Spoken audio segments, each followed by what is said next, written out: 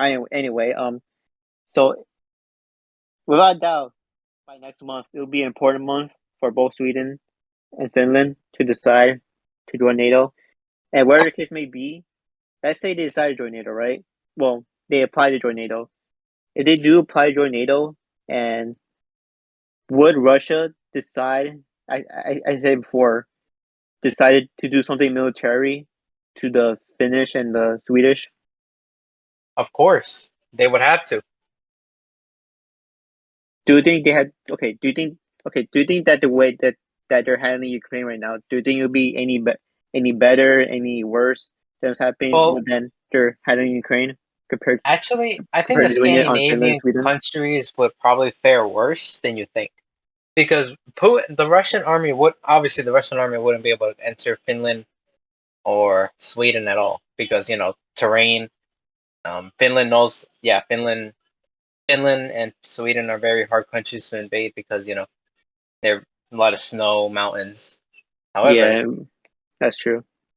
if Russia wouldn't invade them, they would try to either cause enough damage where they would have to change their decision, like artillery shelling, like rocket barrages, or even drop a few bombs on them, on a few of their cities, and neutralize their Yeah. air force, Hmm. and force them to change their minds.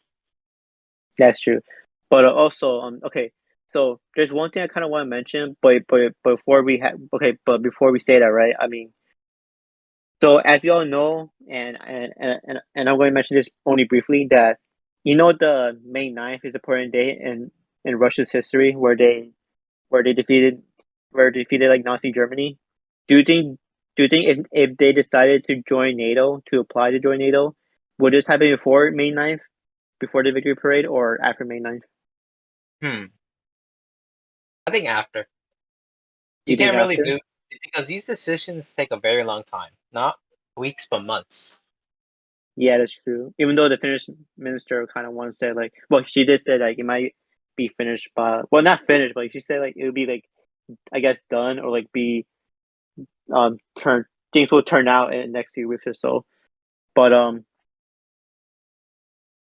okay. So another thing also want to mention, that even though, as you said, that if Russia were to like to do something militarily where it might even escalate to an invasion or just like attack from like like from missiles or airstrikes, whatever.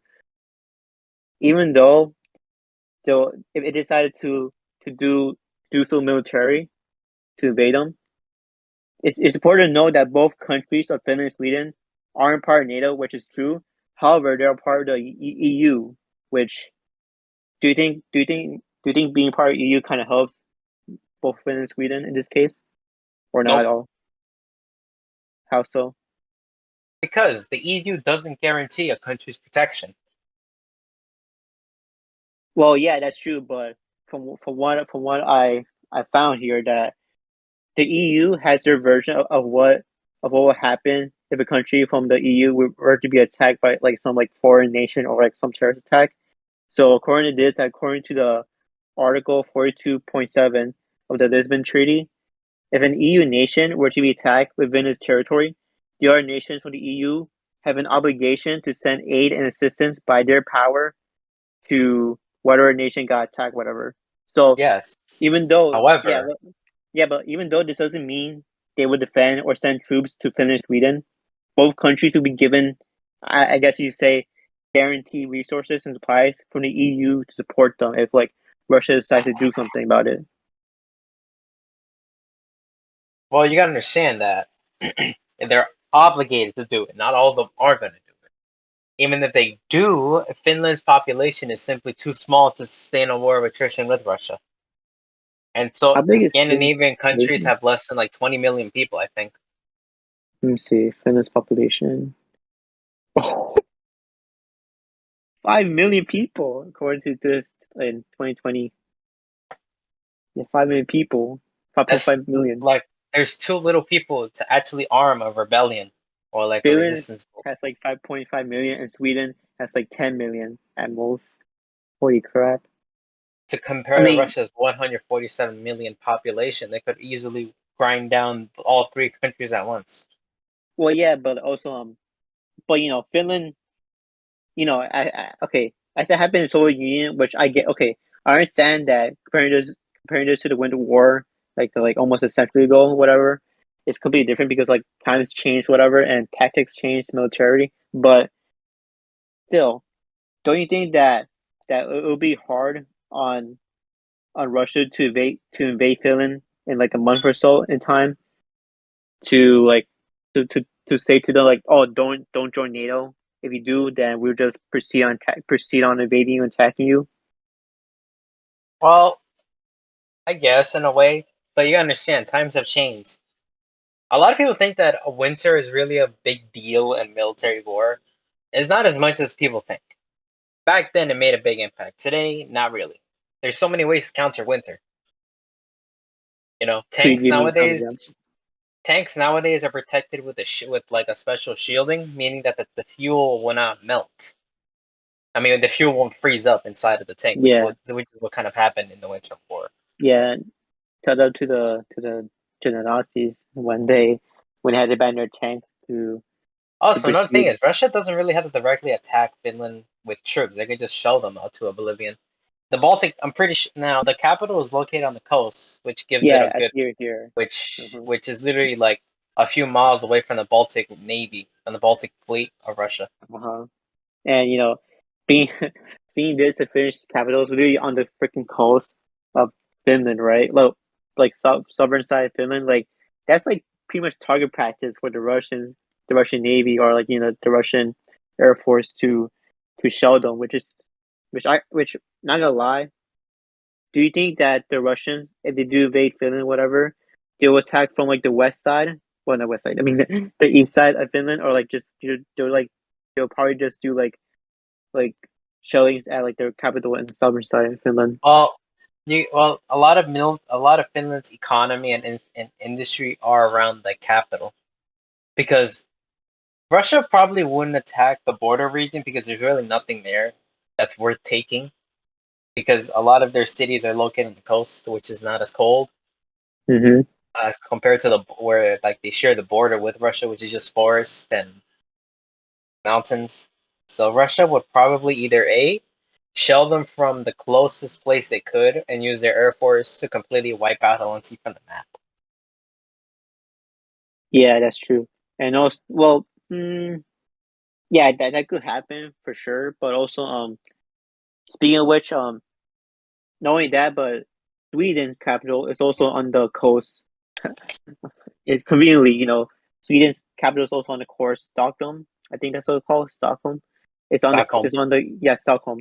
It's on the coast as well, like the eastern part, the very eastern part of like Sweden is located there on the very eastern part, and which could also be shelled, but at least here it's like surrounded by water, but still the navy of Russia could do something to the capital of Sweden as well, Well, you but understand that do you think the do you think that could like The Russian Air Force the Russian Air Force is literally within range of all three countries, even Norway. yeah, but Norway is a NATO member though. That's the Yeah, thing. you know what I mean, right? But Yeah, anyway, I know, I know. Finland and Sweden are in close range to Russia's artillery, rockets, and their air force. Yeah, well, they're really at the doorstep of the country. Yeah. Yeah, that's kind of why that's kind of why it's still up for debate whether or not they will, because they got to look really carefully. They join NATO, they won't immediately get help. All right, they're Mm-hmm. simply too far, and Yeah. not a lot of NATO's military is in that area. A lot of it is in Eastern Europe, not in Yeah, that's Northern true. Europe. Yeah, but I'm also so having said all that, right? Wouldn't like, I mean, not wouldn't like, would there be a lot of naval warfare from Russia in this stance because the capitals are literally like on the coast of the freaking countries? Like, like will we see Russia's might in naval warfare here, or will we see like something similar to like what's happening in Ukraine? Like it's not that like military on the ground is not as strong as maybe people thought so. Well, I think Russia's Baltic Fleet is the largest of their capital fleets. So I think that would do some decent damage.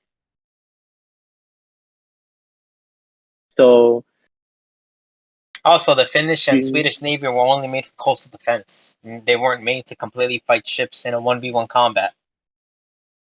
oh yeah, for sure. Yeah. I mean, damn. Do you think The only way they counter Russia's very navy tough? is if they put mines in the water. That's kind of Oh yeah, counterintuitive, you mind. however, because how will they get like cargo from other countries if they're in the EU and the EU can send them aid, but if they mine the waters, it's a double-edged sword. They'll probably have to go through Norway though, like act Hmm. like come from Norway maybe. But even Probably. so, yeah, even still, but also just I mean, there's also Denmark as well. Like Denmark's also close to like where Sweden and what's it called and Finland are. So that's also something to talk about. But you know, actually no, well according here, Denmark's actually closer to Sweden actually, not Finland actually. But either way, it's very tough to say. Like, do we see the same thing happening here, where the incompetent Russians like failing or like struggling here in in Finland and Sweden, or do we see like this as like not as tough as like the the media or people will say that the Russians will be able to take care of both Finland and Sweden just like that? Well, regardless, a lot of Russians will die anyway. So, you know, they're already fighting in Ukraine, so they wouldn't be able to send their military up north because they're focusing on one area. So they would most likely send whatever units they have there as like a buffer zone. Keep like as like for monitor for like they would probably send a few air squadrons, probably amphibious assaults into like less defended areas of Finland to try to like keep the Finnish people on their toes. Where they're going to attack next and probably shell Helsinki. Okay, so with that, okay, so showing Zelensky, right? I mean, killing Zelensky, right, on the capital. Would Hmm. okay, would be would be imperative, like as Zelensky did when he stayed in the capital for the Ukrainian morale across the country. Would it be could we see something in the same case where like the prime minister or like the government official stayed in the capital of Finland, or like what, or would they have to like move out of Finland, like go somewhere Well, else in Finland, well, Finland? Finland, the Finnish people are resistant. They a lot of all of them grew up in like the harsh area of Finland, so they probably know where to go, where not to go. They probably know what to expect in the wilderness, so they could probably come up with something to hide their governments. I don't think they would leave the capital because the Finnish people are kind of they've always throughout history they've always had to fight against other invaders, the Oh Russians, yeah. the Swedish themselves.